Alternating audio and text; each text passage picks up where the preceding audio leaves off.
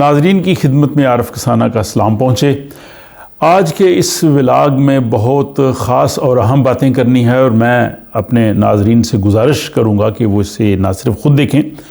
دوست احباب سے شیئر کریں اور اس کے بعد پھر اپنی رائے بھی ضرور دیں۔ ہم اپنی زندگی میں دیکھتے ہیں کہ اگر کسی کے ساتھ کبھی دھوکہ کرتے ہیں، کسی کو تکلیف پہنچاتے ہیں، کسی پہ بہتان لگاتے ہیں، کسی کا حق ہم کھا جاتے ہیں، کسی کو کسی طرح سے بھی اگر ہم کوئی رنجش دیتے ہیں، تو کسی نہ کسی وقت وہی چیز دوبارہ جو ہے وہ ہماری طرف واپس آتی ہے، ہمیں بھی وہ بھگتنا پڑتا ہے، جس کو اشفاق احمد نے کہا تھا کہ دھوکہ اگر کسی کو دیں تو پھر وہ واپس آپ کی طرف آتا ہے، اور جیسا وہ کہتے ہیں کہ جیسا کرو گے ویسا بھرو گے، انگلش میں بھی وہ کہتے ہیں as you sow so shall you reap. اور یہ دنیا کے تقریباً سارے مذاہب میں، دنیا کے تمام فلسفوں میں یہ چیز ہے کہ یہ ایک جو ہے وہ سرکل ہوتا ہے، جو آپ کرتے ہیں وہ آپ کو جو ہے وہ آپ کی طرف واپس آتا ہے، جس کو ہندو مت میں کرما بھی کہتے ہیں، ہمارے ہاں مکافات عمل کہتے ہیں۔ یہ ہوتا کیوں ہے، کس طرح سے ہوتا ہے، یہ سسٹم کس طرح سے چلتا ہے، کیوں ایسا ہوتا ہے کہ جب ہم کسی کو کوئی دھوکہ دے رہے ہوتے ہیں، ہم کسی پہ اگر کوئی بہتان لگا رہے ہوتے ہیں، ہم کسی کا اگر حق کھا رہے ہوتے ہیں، تو یہ ہمیں کیوں اس کے پھر نتائج جو ہے وہ بھگتنا پڑتے ہیں؟ تو یہ جو کائنات کا نظام خدا نے بنایا ہے، خدا نے جو کائنات کا نظام بنایا، یہ اسی پرنسپل پہ جو ہے وہ رکھ کے بنایا ہے، جس کو جو ہے وہ قانون مکافات عمل کی صورت میں وہ کہتے ہیں۔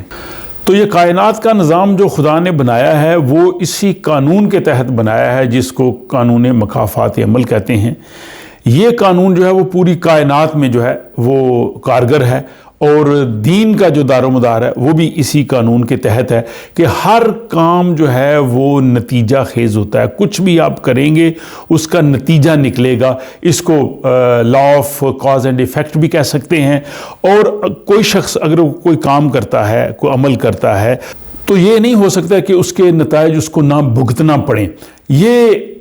انفرادی طور پہ بھی ہوتا ہے، یہ معاشرتی طور پہ بھی ہوتا ہے، اور یہ اقوام کی صورت میں بھی ہوتا ہے۔ انفرادی طور پہ اس کے نتائج جو ہے وہ جلدی شاید سامنے آ جاتے ہیں، اس شخص کو خود بھگتنے پڑتے ہیں جو کچھ کرتا ہے۔ معاشرے میں بھی جو ہے وہ زیادہ شاید دیر نہ لگے، لیکن اجتماعی طور پہ اگر کوئی ملک یا قوم جو ہے وہ اگر بدعمالیوں کا، سستی کا، غلط روش کا شکار ہو، تو اس کے نتائج آنے میں کافی لمبا ٹائم لگ سکتا ہے، جس کو مہلت کا وقفہ کہتے ہیں۔ اور یہی قوموں کا جو عروج و زوال ہے وہ ایک دن میں نہیں ہوتا۔ اگر ہم بر صغیر میں دیکھیں تو جو اورنگزیب عالمگیر کی حکومت ختم ہونے کے بعد انگریزوں کے تسلط میں، یعنی 1857 تک تقریباً 100 سال کا عرصہ لگا، تو یہ قوموں کی جو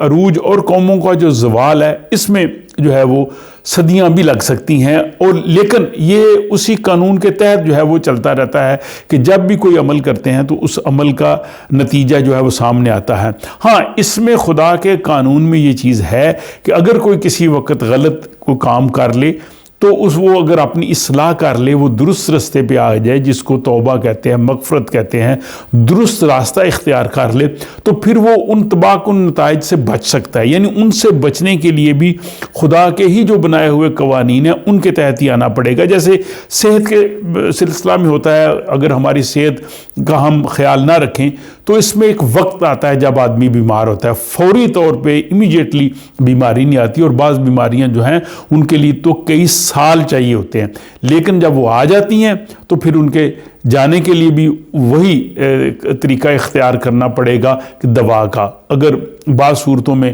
جو ہے وہ بیماری سے نجات جلدی مل جاتی ہے، بعض جو ہے وہ لا علاج مرض ہو جاتے ہیں، اور پھر بعض امراض سے بچنے کے لیے جیسے ویکسین ہوتی ہے، پہلے سے تحفظ جو ہے وہ کیا جاتا ہے۔ یہی جو ہے وہ قوموں، افراد اور ان کی جو بدعمالیاں ان سے بچنے کے لیے بھی ایسا ہی طریقہ کار جو ہے وہ اختیار کیا جاتا ہے۔ اب یہ جو ہم کوئی بھی عمل کرتے ہیں اس عمل کا جو نتیجہ ہوتا ہے وہ فوری طور پہ ہمارے سامنے نہیں آتا، میں نے کہا اس میں وقت لگتا ہے۔ کچھ نتائج جو ہیں وہ اسی دنیا میں ہمارے سامنے آ جاتے ہیں، اور کچھ نتائج جو ہیں ہو سکتا ہے وہ اس دنیا میں سامنے نہ آئیں، اور جو لوگ حیات آخرت پہ ایمان رکھتے ہیں، دنیا کے اکثر مذاہب جو ہیں وہ مرنے کے بعد کسی نہ کسی طرح کی زندگی کے قائل ہیں، تو وہ ان کے ہاں بھی یہی ہے کہ اگر اس دنیا میں اگر آپ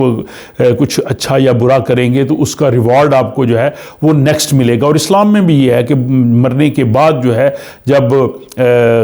آخرت آئے گی تو وہاں پہ وہ ساری کی ساری چیزیں جو ہے وہ سامنے آ جائیں گی۔ اور پھر قانون فطرت یہ ہے کہ جو شخص کوئی اگر جرم کرتا ہے، کوئی گناہ کرتا ہے، کوئی برا کرتا ہے، اس کا نتیجہ اس شخص نے ہی بھگتنا ہے، کوئی دوسرا شخص جو ہے اس کی جگہ پہ جو ہے وہ نتیجہ نہیں بھگت سکتا یا اس کی تکلیف نہیں لے سکتا۔ یہ عام زندگی میں بھی ہے کہ اگر کسی کو کوئی تکلیف ہو جائے، کسی کو درد ہو، کسی کا ہاتھ جل جائے، تو اس کی جو تکلیف ہے اس نے خود ہی برداشت کرنی ہے۔ کوئی دوسرا شخص جتنا مرضی اس سے پیار کرے، اس کی وہ تکلیف جو ہے وہ لے نہیں سکتا، اسے اس تکلیف کے دور سے جو ہے وہ خود ہی گزرنا ہے۔ پھر اسی قانون مکافات عمل میں ایک اور چیز آ جاتی ہے وہ جو بڑی امپورٹنٹ ہے، جس کو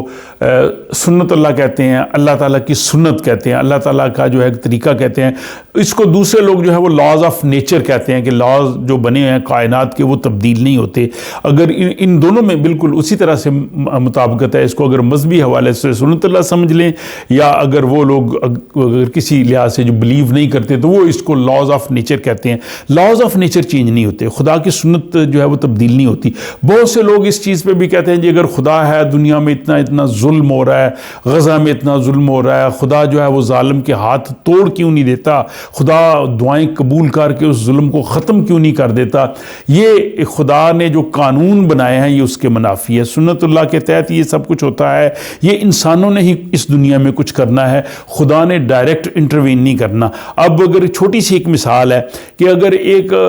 بال کو اگر ہم ہوا میں اچھال دیں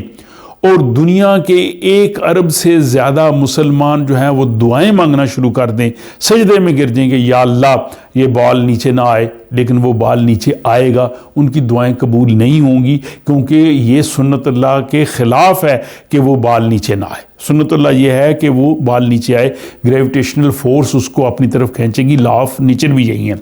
ابھی آپ نے دیکھا جب یہ کووڈ آیا تھا تو کووڈ آنے کے بعد دنیا کے جو بڑے بڑے حکیم تھے،